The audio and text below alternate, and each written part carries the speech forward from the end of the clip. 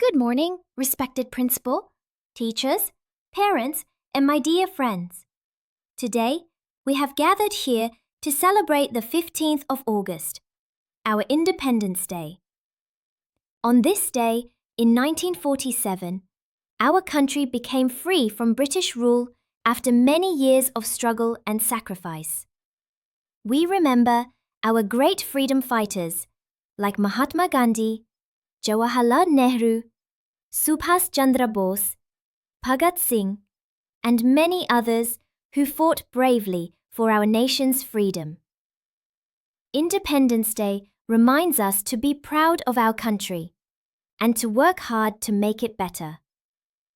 We should respect our national flag and always keep the spirit of unity, peace, and love alive. Let us promise today that we will be good citizens, help others, and contribute to the progress of India. Jai Hind!